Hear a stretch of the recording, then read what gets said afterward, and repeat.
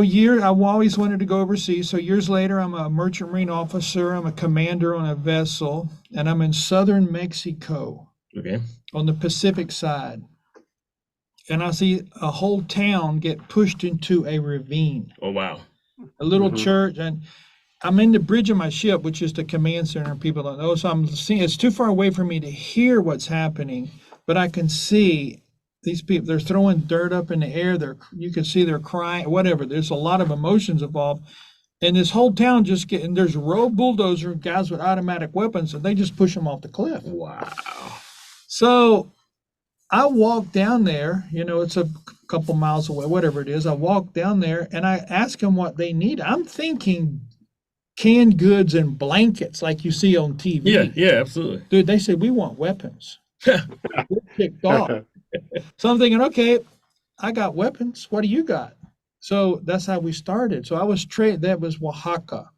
So anybody used as my age back in the day when if you're doing smoking weed, man, Oaxaca was the big deal. Well, these guys had 200-pound bags. I never seen that much weed in my life. Wow. These big bags of weed, and I'm trading them for the munitions on ships all in the harbor there. Oh, wow. It ended up starting a civil war. And now a few minutes with two of my friends who will soon be yours, the techie and the cowboy. Here we go with another episode of The Techie and the Cowboy. My name is Alistair Hunt. They call me The Techie. And I'm T.W. Lawrence, and they call me The Cowboy. And we have a special guest, if you can see, sitting here next to me, known as the Pirate. We all have nicknames. We usually give it to you at the end, but you came in with one. I came in, bro. Rocky Malloy. Did I say your last name correctly? Yeah, that's perfect. Absolutely. So we actually met Rocky Malloy through a mutual friend of mine, Adam Lopez. He connected us together, and he's like, this is a guy that you need on your podcast. I said, all right, let's bring him in, and let's talk a little about your story. Then he sent me all the links, and I started reading a little bit about Rocky and his background and how it is that he actually, came to his faith and some of the stuff that you were doing overseas with schools. And there's so many different layers to you. So just kind of start at the beginning. The whole premise of The Techie and the Cowboy is topics that men don't usually talk about when it comes to their faith, right? And so we say, okay, so in all of your life, both professional and others, where has God really spoken to you, and when were those points? So just kind of start at the beginning and where it is that you first, recognized, heard God, and he started guiding your path. Well, I had a great mom and dad, so I don't have any horror, growing up stories. But when I was 9 years old, my mom and dad took me back to see my grandmother. We lived in Texas, and all of their family lived in North Carolina. Okay. And my grandmother had a history book from her 9th grade, and it was different than my history book. I was in 9th grade at the time. And you know what? It took me off course because I'm thinking, all right, they're lying to me. His history book was like current events. She was an old woman. So this history book was like right after Civil War, kind of, right? I mean, it was old. Right. So she has this old book there, and I'm reading, and it's like a novel, man. Don't look like our history book. So I'm really interested. I'm reading it, and the numbers are different. The reasons things happened were different. I mean, while they're talking about. So I go back, and I'm looking at my 9th grade history book, and I'm thinking, they're lying to me. They're manipulating me. They want me to do something. And, I was just a passive aggressive kid. What happened was I didn't believe the Bible. I'm thinking the same way they changed this, I know they're manipulating me. They want me to do something. Then I said, okay, what if they did the Bible? What if they changed the Bible? What if it's more difficult than just saying, yeah, I believe in Jesus and you go to heaven? And so somewhere in my mind, I thought that you had to die a martyr. That was the only sure way to know. Wow. So, we went to a Lutheran church, and, I was an acolyte. I was busy in church, I thought if somebody would ask me at the time, I said, yeah, I'm born again, going to heaven, the whole thing. But when that 9th grade incident happened, it took me off course. So I always wanted to go overseas. So years later, I'm a merchant marine officer. I'm a commander on a vessel, and I'm in southern Mexico. Okay. On the Pacific side. And I see a whole town get pushed into a ravine. Oh, wow.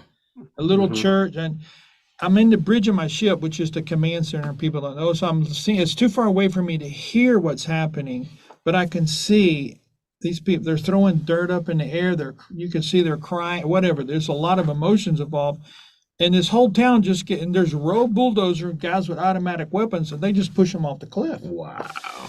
So I walk down there. It's a couple miles away, whatever it is. I walk down there and I ask them what they need. I'm thinking canned goods and blankets like you see on TV. Yeah, absolutely. Dude, they said, we want weapons. We're kicked off.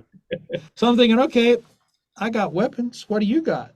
So that's how we started. So I was that was Oaxaca. Mm-hmm. So anybody used as my age back in the day when if you're doing smoking weed, man, Oaxaca was the big deal. Well, these guys had 200-pound bags. I never seen that much weed in my life. Wow. These big bags of weed, and I'm trading them for the munitions on ships all in the harbor there. Oh, wow. It ended up starting a civil war. So I get sentenced to life in prison for conspiracy to overthrow the national government, international drug deals, but they didn't know about the guns, right? They found out about that later. So anyway, I'm sentenced to life in prison, and during the whole, the whole stories about it and everything, but I'm standing there, and there's this girl typing out this deal, which was a confession or deposition or whatever. There's two guys behind me with automatic weapons. This guy comes walking in this tiny little room, 120, dude, it's Mexican desert, man. Everything's like 120. So this guy comes walking in, and this girl tells this man that's her dad. They don't think I can speak Spanish. So she says, Dad, you should leave this guy alone. He's creeping me out. Because I had big, long hair, full beard. I was trying to look like Jesus because I didn't know how to make it work. So that's why I went to be a sea captain. Because that all the disciples almost were all men of the sea. So I'm trying to live it out, bro. So then she says, he's creeping me out. He looks like Jesus, and he said he's the Son of God. Well, John 10:34 says we're sons of God, so that's the story I'm going with. He said, maybe this is going to get me out of this. And when Jesus was arrested, he didn't talk, so I'm not talking either. Right? Okay. So I'm not talking. I just tell him I'm the Son of God. I mean, big hair, and she says, this guy's creeping me out. Well, it ticked him off. He goes, he rips it out of the typewriter. He lays it on the table, and he says, sign. Well, if I'm not talking, I'm not signing. Right. Then he pulls the sidearm out, sticks it out like this, and he says, sign or die. Well, I thought that was my big chance. You wanted to be a martyr, right?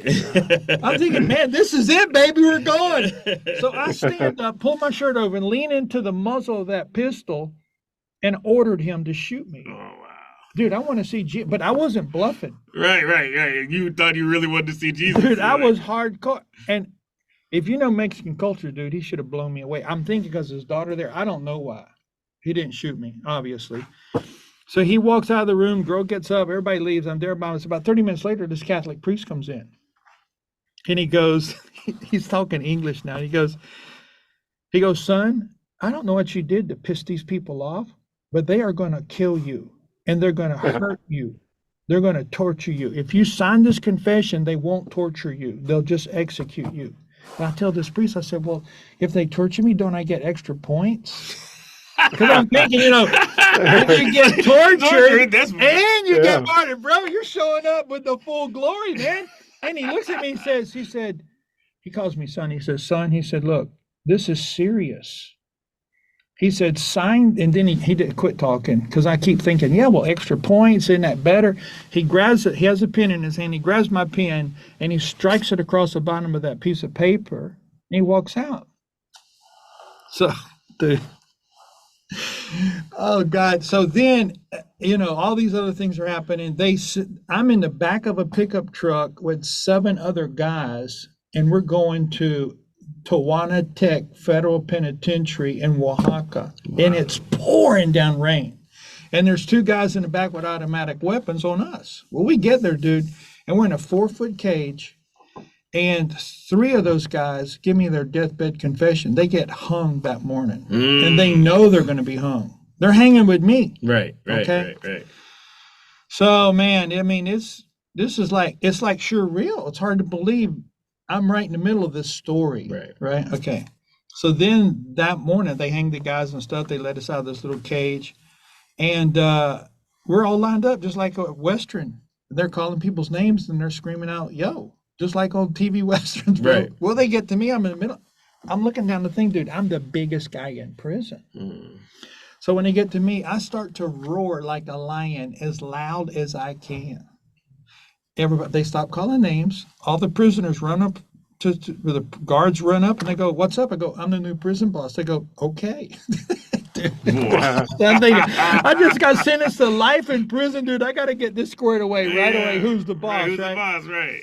Well, there was not a lot of good things from being the prison boss, but some of them was okay. Here's where you're going to stay and all that. Anyway, this prison, they cut off body parts for corporal punishment. They electrocuted people, dude. It was a rough prison.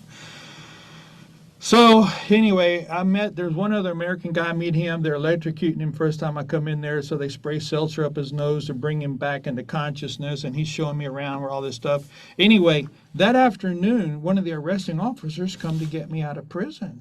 And now I don't know if they're just going, because I'm American, maybe they're going to go shoot me somewhere. I don't know. He's got an AK, the safety's off. He's pointing it right at me. And he's pretty excited saying freeze. Well, he couldn't speak English. He was trying to say free. So me and this other American guy, we have no idea what's going to happen, right?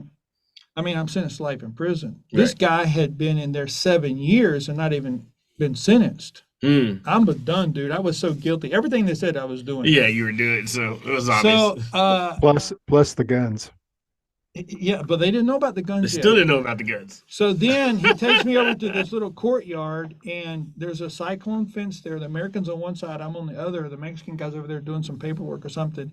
And at that moment, there's an audible voice, and it's behind me. And that voice goes, "I've set you free. Now go do my work." And this other American dude's looking right in the direction of the voice. There's nobody there. Wow. So he goes, "What was that?" I look back there, there's nothing there, dude. But at that moment, I thought I had a license from God to be a revolutionary. So then, anyway, so I go back to America. I go back to that same place. And part of the story was there was a ship there. If you're older like me, there used to be a French explorer called Jacques Cousteau. Okay. Right. And yet there was a wooden minesweeper. The sister ship to that was in that harbor being repaired, and there was a crew there from a Costa Rican ship, and they went to prison with me. Okay. Because I had put about 25 pounds of weed and seeds in a great big Catholic cathedral Bible and a Strong's Concordance on their ship, and they were going to drop me off on an island called Isla de Cocos, where Robin Crusoe was shipwrecked. Right. He made up my Friday to have dialogue, but he was there all alone. Well, I was just going to be a hermit. I was just going to live, learn about Jesus and live on an island by myself. So I went back for them to take me to that island, right? So I bought all this survival gear and all that stuff. When I got back, now that they had found out about the guns. Oh, wow. Now, this was a death sentence because Now, what made you go back? Because, I mean, you finally get out of this place where it is you sentenced to a death sentence. Dude, I was dumb, dude. Yeah, but I wanted to go to that island, Isla de Cocos, dude. Right. Because it's uninhabited. So Right. I was just going to go It's live a on an stopping island, point, and just be like a hermit for Jesus, dude. All right. So now I go back, brother, and then now they found out about the weapons. Oh, no. And my personal weapon was a .44 revolver. The Dirty Harry back in the day, everybody wanted one of those. So, this massive cannon. You can only shoot one time because the recoil was so big. Dude, whatever's going to get you already got you, man. Anyway, so then I go back and, dude, all these weapons, merchant vessels have huge amounts of explosives. So I had traded cases and cases of dynamite to these guys. Man, they're rolling out of Civil War, man. Right. I go back there, boom, right in the middle of it. So now I have to escape. So, dude, I had this part of the survival gear was a compound bow, right? So I strap a full stick of dynamite on the end of one of these arrows, and I'm going to blow up the refinery as a diversion to get me out of the harbor. So I'm on this stuff, dude. So I'm on this sailboat, a 40-foot sailboat. They're motoring out of the harbor. I have this compound bow drawn and like they cock, right? Mm-hmm. And there's a guy on the boat. It's a scratch fuse. You scratch it, it's a 3-second fuse. So I'm down like this. He's getting ready to light the fuse. And at that moment, the motor breaks. It turns off. And we drift out of range just in seconds. Right? Wow. I mean, we're right. All of a sudden, everything started to go down. So now there's no diversion, dude. And we're on this little sailboat with now no motor. So the guy hoists the sail up, and we're sailing. Dude, you talk about a slow motion getaway, dude. So we sail up the coast of Mexico about 100 miles or something like Nobody that. noticed you just. No, nobody know. They didn't know I was gone, right? And we pull into this place called Puerto Angel, the Angel Port. Okay. Now, I had gotten some notoriety as the white guy helping the Mexicans. Right. So we pull in there, me and this other like deckhand guy, we go there and we're going to get some fruit or something. As soon as I hit the beach, dude, this Mexican gunboat comes flying up and ties alongside this thing, and they start tearing this boat looking for me.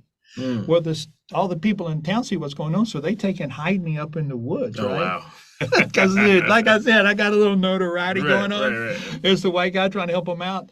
And so they hide me. They tell me, okay, what's going to happen? And so they tear this boat all to pieces, man, looking for me. Well, I'm not there. I'm in the woods, right? So then the gunboat, dude, if they'd have found me then, dude, it'd have been over. Done. It would have been done. They're right there. And there. So, dude, then I go back to the boat, and now, because we're going to have to change. So now, instead of taking me Isla de Cocos, I pay them to drop me off in Hawaii somewhere. Okay, I just go out there and drop me off. Well, now, dude, everything's changing. Okay, they don't want to go in open sea with, people looking like that. So, They see what happens whenever they find you, right? So anyway, I had to abort all that whole thing. But let's just tell you how dumb I was, dude. Right. And that's why. And a few months later, I get involved in another revolution in Bolivia with Antonio Zapata's sons and grandkids. I get involved with the government, the agency and all that stuff. So revolutionary. Where did the transition happen? Because I'm assuming there's got to be some kind of transition. No, dude, I'm trying to serve the Lord the whole time. That's how goofed up I was. That's why I've dedicated my life to helping young people, man, that not be stupid like me. Well, they're doing the best, and this is what I tell, adults that deal with young people and that are frustrated. It's like they're doing the best they can with what it is that they know. So from their limited experience and thinking that they know everything, they're trying to operate from this space. So in their mind, they're doing it the right way. You thought you were doing it the right way. No, I knew I was being stupid. I didn't know, but Right. I did not want to go to hell. Right. Okay. That's it. So I didn't want to go to hell, and I'm thinking, okay, if I die as a martyr, I'm going to be good. And if I get tortured along the way, and I get to help people.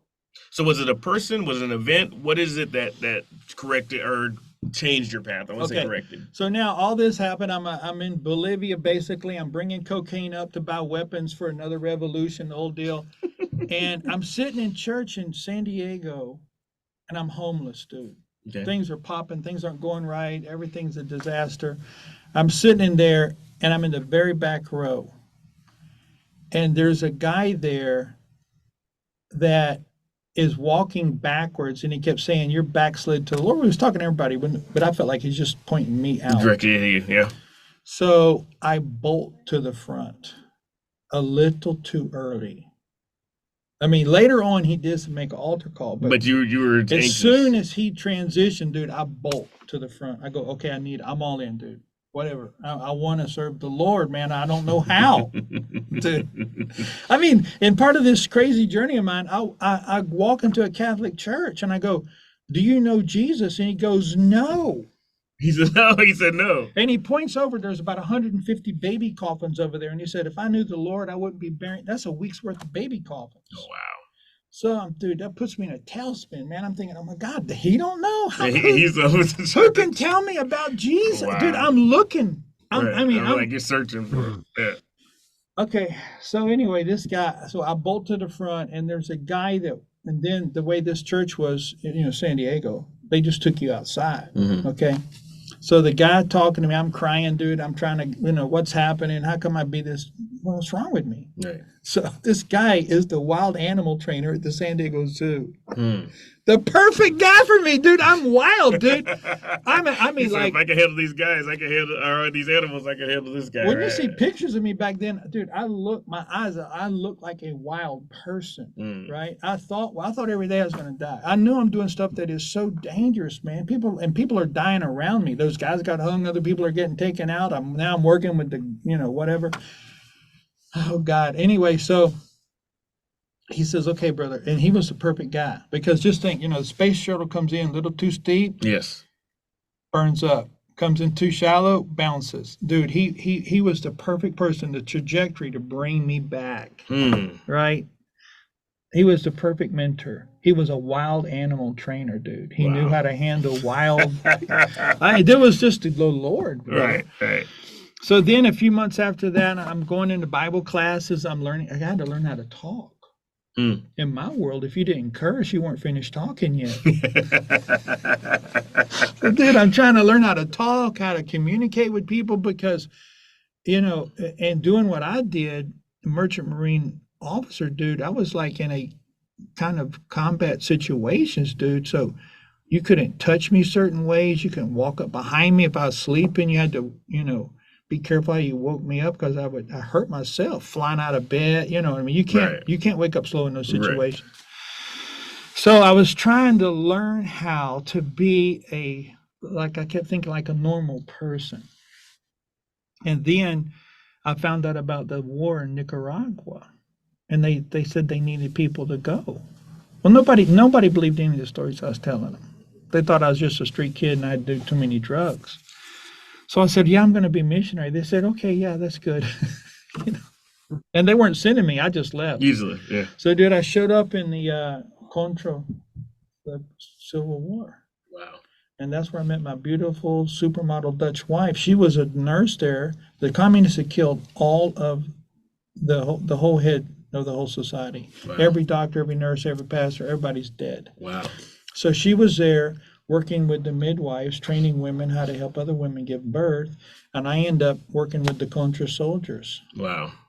And I wasn't doing like the logistics and all that kind of stuff. Anyway, that, and now that we're into it, that there was the communists were using incendiary artillery on civilian targets. Wow. If you've been around any of that, dude, that's the kind of ugly you can't get out of your head. And see, okay. Yeah. So this one particular evening, this little hut, we lived in like a kind of, it wasn't a hut because they had raw wood building, but I mean, it was very primitive. No water, no electricity. I mean, it's just it's a hut, okay? Right. In front of that was a classic MASH unit, green tent, Army, mobile Army surgical unit, the whole thing. Okay. And so the combatants would have access to that facility coming in off of missions. Okay. But the civilians were treated differently. They had to wait and give them permission to go in there. Okay. So that night, there'd been a heavy artillery barrage in a nearby village. So the following morning, there was this large amount of civilians there waiting to get serviced. And so my job that day was triage. Most critically injured were closest to the tent. Less critical were further away. Right. And there's a lot going on. Okay. This kid comes up about 12 years old, and he gives me one of those. I look down, this little kid doesn't have a shirt on, and he had been horrifically burned. But the burn had healed with just huge scars on his back. Yeah. And the little kid asked me for a can of milk. I'm thinking, a milk? I said, what? Okay, whatever. I asked the soldier, go in there and see if they got a milk. One of the surgery wards. They come out with a little can of, condensed milk. I mean, powder milk, right? Right. Give it to the kid. Don't think anything else about it. Well, 2 weeks later, the little kid comes back, and he asks me for milk. Well, I don't know. I don't have milk. So there was a little hut in one of these villages where they had a couple shelves in their house where they had some canned goods and stuff. So I went over there with him, and they had some of that same milk. So I bought it for him, and anyway, it kept going. So now I started to buy it to have it ready for him. Every 2 weeks, the buddy comes back for some more milk. And he didn't. These kids don't talk much, but it took over weeks and weeks. I found out his mother had been killed that night, and these were like, if you think like you have a forest and you cut some trees down in a forest and you build some huts in there, that's how these people live. Very primitive. Right. So the clearing is with artillery hit. So he grabs up his baby sister running out of that clearing. He runs into the woods. His mother sounded like she pretty much got a direct hit. So now he's raising this little girl in the forest because she's afraid to come into a clearing. Oh, wow. So and so he's taking the milk back to her baby sister. Oh, wow. So then I'm leaving. The wars were rescinding, and I'm going into a place that was more engulfed in a combat. So I'm moving into a place that was at one time, we were in a combat zone, but this was, like you could say, heavily involved. Right. Okay. So I'm in this 4-seat airplane, and these contras I worked in, they had a habit of just falling in the rank. So you get 2 rows of 10 men each, and these are battle-hardened guerrilla warriors. So nobody's like boo-hooing, but there's a little emotions there because we know we're never going to see each other. And I developed a very close relationship with these men. Absolutely. So behind them steps into the clearing this little boy. And he's holding his baby sister. First time I've ever seen that little girl. Oh, wow. And she's waving goodbye to me. And she's got this little white dress on that's pretty dirty, right? And I'm just, at that moment, man, it hits me like, man, what if I wasn't here to give that little girl milk? The milk, yeah.